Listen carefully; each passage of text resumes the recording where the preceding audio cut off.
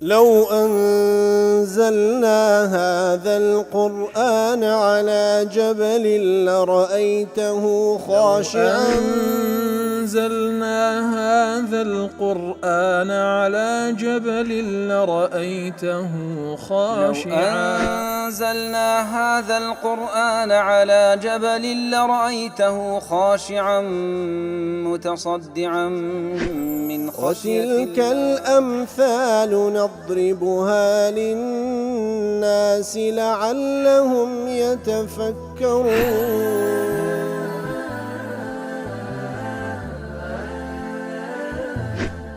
الحمد لله والصلاة والسلام على رسول الله وعلى آله وصحبه ومن والاه.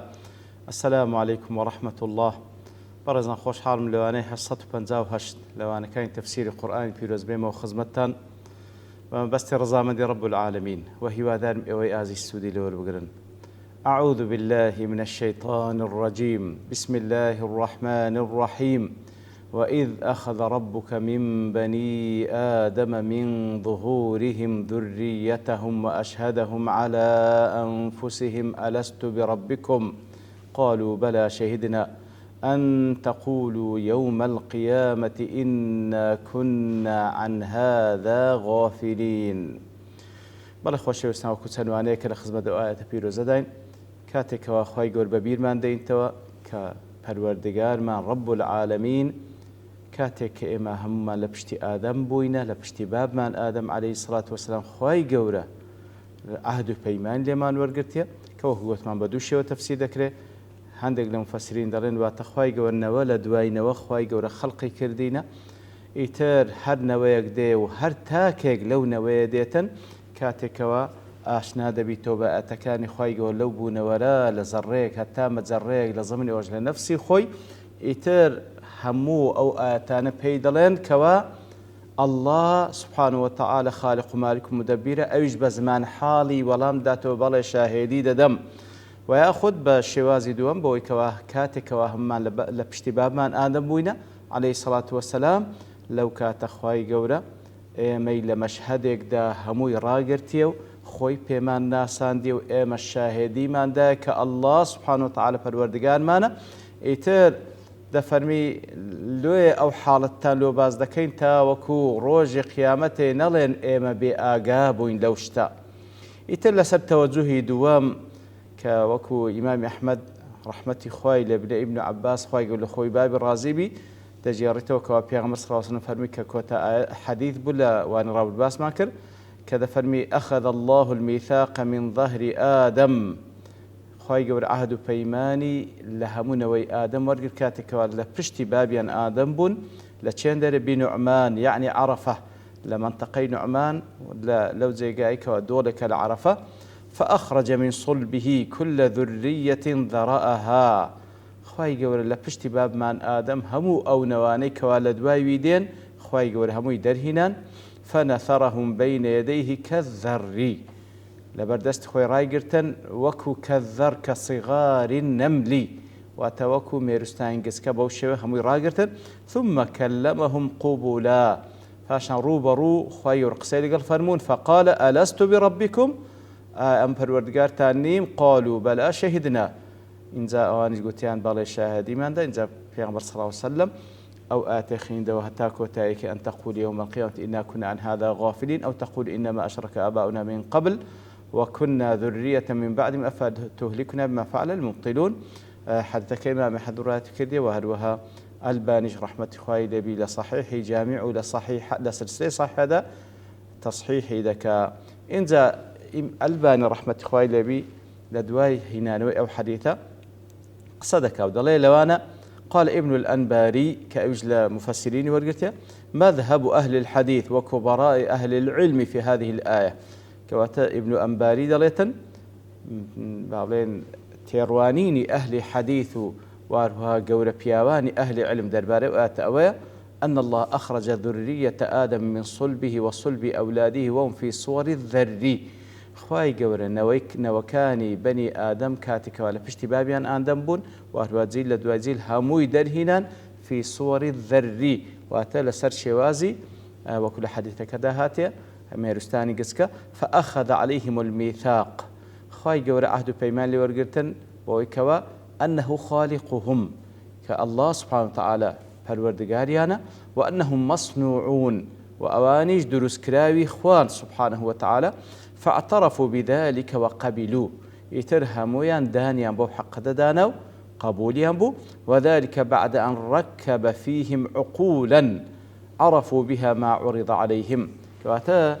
أو كاتيك خواي قولوا عهد بيمان لهم بني آدم ورقر دفرمي بوشي ويليان ورقر خواي قولوا عقلي بيان بخشي كوا أو شتي كلبوان عرض ذكري أو حقته أو عهد بيمانة تيجيشتن كما جعل للجبل عقلا حين خوطب وكو خواي قولوا بيوكاتك واتسيا مخاطبة إلى قلدك وكو ديار إشارة لبو أو حادثيك على زمن موسى عليه الصلاة والسلام وكو معلومة لسورة الأعراف باس ماكر يتكاتك واخواي قولا خطاب لقلت سيادة فرمي أقلش بيد بخشيك وخطابك تيبقى وكما فعل ذلك للبعير لما سجد وكاتك وكل السيرة والسنة بيغمبر صلى الله عليه وسلم كاتك حشترك سوزدل بخوادبة والنخلة حتى سمعت وانقادت حين دعيت وهو عقلي بو دار خرماء بخشي كاتك وكم عزيك بيان صوصن بانجي دكا وملكزبي وديب لبولاي يترخواي قوري عقلي بو نواني بني آدم بخشي كاتك لبشتي باب من آدم دري هناين عقلي بي بخشينو خطابي لقل فرمونو تيجيشتنو عهدو بيماني لورقرتن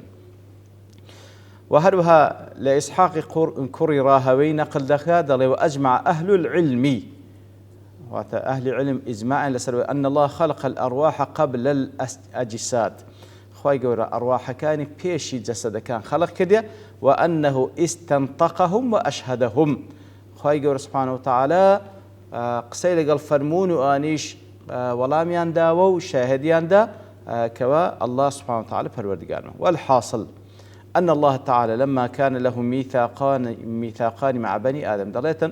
خواهي قولة دو عهد بيماني هذه قال بني آدم أحدهما تهتدي إليه العقول من نصب الأدلة الحاملة الاعتراف الحالي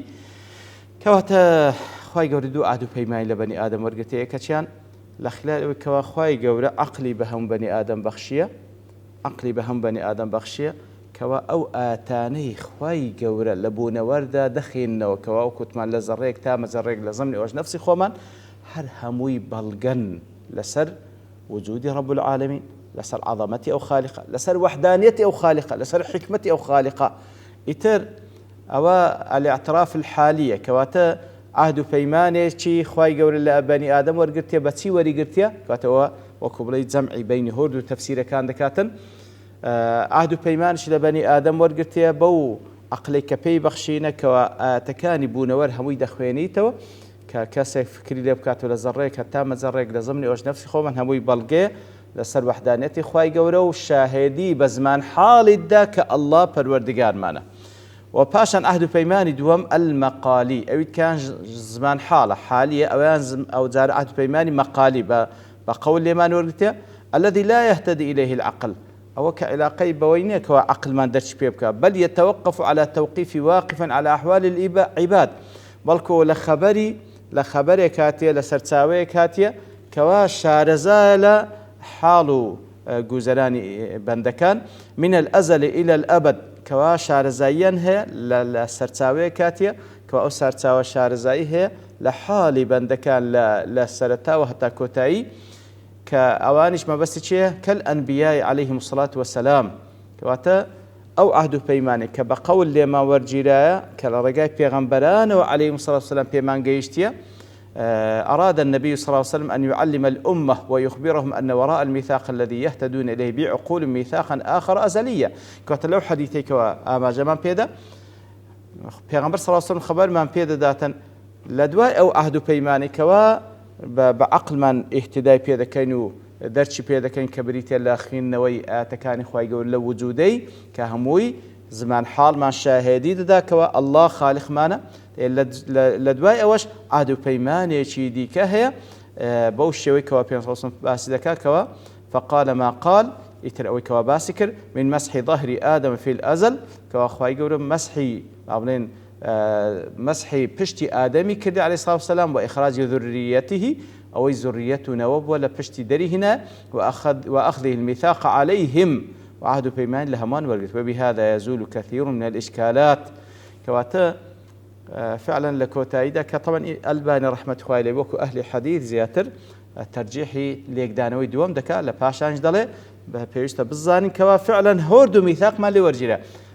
ئەو عهد و پەیمان و میثاقێکەوە بە تەفسیری یەکەم دێکەوە عهد و پەیمانێک بە زمان حاڵمان هەرێکە کە دەبی و پاشەوەی خۆی دەناسی و با بڵێن ڕاست و غەڵەت لێک جیا دەکاتەوە ئاتەکانی کەونی دەخینتەوە زمان حاڵی شاهێدی دەدا کە ئەڵڵا پەروەردگارمانە و هەروە ئەو عهد و پەیمانی کەوا لە ڕێگای پێغەمبەرەوە صلی الله علیه وسلم پێمان ڕاگەیەندرایە وەکو تەفسیری و ئاەتەشە کەوا لە پشتی بابمان ئادەم بووین ئێمە خوای گەورە هەمووی دەرهیناین بۆ شێوە گچکەیە اینجا خوای گەورە خۆی پێناسان ئێمەش هەموو شاهدیماندایە ئەوەش کەواتە هەردوو عهد و پەیمان شاهێدن لەسەرمان کەوا ئێمە لە ڕۆژ قیامەتدا ناتوانین ئینکاری ئەو دوو عهد و پەیمانە بکەین. پاشان دەڵێ ثم إنه ليلوح لي أننا وإن كنا لا نتذكر جميع ذلك الميثاق الرباني دەڵێ وەکو ئەوهاش دێتە پێش سام دەڵێ کە هەر هەمومان ئەو عهد و پەیمانەی کەوا لەو کاتێکە لە پشتی بابمان ئادەم لێما وەرگیرا لەبیرمان نییە وقد بين العلماء سبب ذلك علماء سبب أوشان باس كري كدوات الدين إشارة بيدين فإن الفطرة التي فطر الناس عليها أو فطرة خلقتك أخوي يقول إيمي لسر خلق كري ولا تشهد فعلا بأن الله هو الرب وحده لا شريك له إنما هي أثر ذلك الميثاق كواتا أو أحد بيمانك كاتك لبشتي باب من آدم بوين عليه الصلاة والسلام أخوي يقول لي ورقرتينا إتر لسر أو خلقتي خواناسيش أخوي يقول إيمي خلق كرديا إتر دفرمي أو خلقتي خواناسية شاهدي ددا شاهدك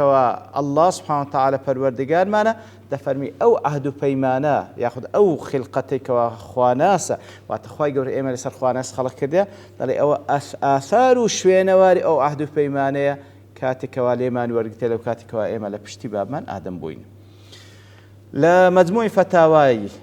ابن عثيمين رحمة خوي لبي دالي لقولك دا دالي فهذه الآية إشارة بوآتي ذكر كما لخزمتي دين تدل على أن الإنسان مجبول بفطرته على شهادته بوجود الله وربوبيته كواتا أو آتا بلغي لسروي كوا إنسان كان بفطرتي خلق كردني خوان كوا خواي قروي خلق كردينا خواي قر أو هاي خلق كردين كوا شاهدي بوجود خواي قرو شاهدي بپروردگاريت خواي قر الدين كواتا أو آتا بلغي لسروي كوا خواي قر إيمي بوشوي خلقان ديا كوا هاد بفطرتي خومان شاهدي بوجودي خوا وبربوبية خوا يقول الدين أو زادري وسواء أقولنا أن الله استخرجهم من ظهر آدم واستشهدهم أو زاد سبب وتفسيري دلي كوا فعلا إما لبشتي آدم ورجيرين لو كاتي كوا خوا يقول إيمي لبشتي باب من آدم درهنا وشاهدي بيدين أبو الشيويبي أو قلنا أو إن هذا ما هو ركب الله تعالى في فطرهم من الإقرار به فإن الآية تدل على أن الإنسان يعرف ربه بفطرة كواتيانا وتبلين هالخواي يقول أو ها إنسان كان خلق كردية بفطرة خومان خواناسين كاتك ولا دائق دبين وكو حديث كيف يغنبري صلى الله عليه وسلم شاهدي دا فإن الآية تدل على أن الإنسان يعرف ربه بفطرة كواتيانا آتك بهورد تفسيران نتيجة كي أويا كوا إنسان بفطرة طبيعة خوي كخواي يقول بوشي وخلق كردية خواي دناسي أن تقولوا أي كراهة أن تقولوا لو يخوي يقول أو عهد بيمان من ببير دين توا تاوكو نلين يوم القيامة لروج قيامة دا أي الذي يسأل فيه عن الربوبية والتوحيد لو كاتك وبرسال من ذكر درباري فالوردقاريتي خوا درباري وحدانيتي خوي يقول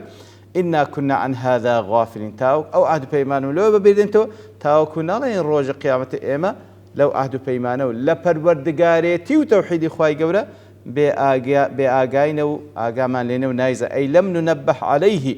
وتتاكون لين إيما آقادار نكرين ودرباري پروردگاريتي پروردگار من دربار وحدانيتي فإنهم حيث جبلوا على ما ذكر لەبەرەوەی خوای گەورە بەو شێوەیە خەڵقی کردینە کە وەکو باس کرا صاروا محجوبین عاجزین عن الاعتذار بذلك کەواتە کاتێکەوە هەمومان شاهێدی دەدەین بە زمان حاڵمان کە ئەڵڵا پەروەردگارمانە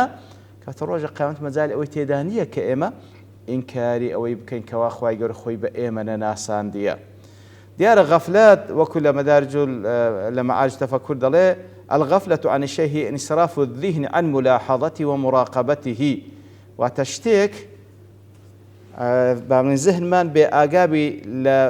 تێبینیکردن و چاودێریکردنی شتێک مع وجودی في مجال الإدراك لەگەڵەوەش ئەو شتە مەوجودە لە مەجالی ئیدراکمان ئەو وجودی ئەدیلەتیهی یان بەڵگەکان لەسەر وجودی مەوجودن وإمكان إدراكه بها وممكن شكوى إنسان عقل إنسان درتشي بيبكا يعني خودي ذاتك موجودة يعني بلغة موجود لسر إدراكني أو ذاته لولا وجود الصارف كواتا غفلة أو كواشتيك موجودة لإدراك من ياخذ بلغة كان وجودي موجودا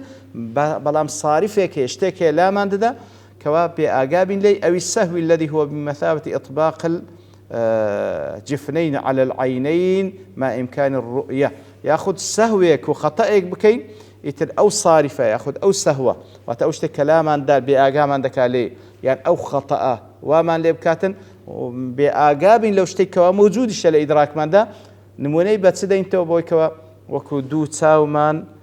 بپردەپۆشی چاومان دەکاتن لێ ناگەڕێ ئەو شتانی ببین کەوا بەفعلی موجودن کەواتە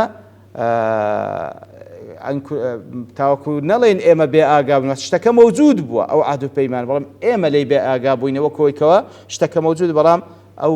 پەردانەی چاوت وای کردێکەوە ئەو شتە نەبینی ئیتر دیارە زیاتریش زانایان قسەیان لەسەرەواتە کردێ ئەوەی کەوا مایە بە پشتیوانی خوای گەورە لەوانەی داهاتوو باسي دكين وصلى الله وسلم على نبينا محمد وعلى آله وصحبه أجمعين وآخر دعوانا الحمد لله رب العالمين.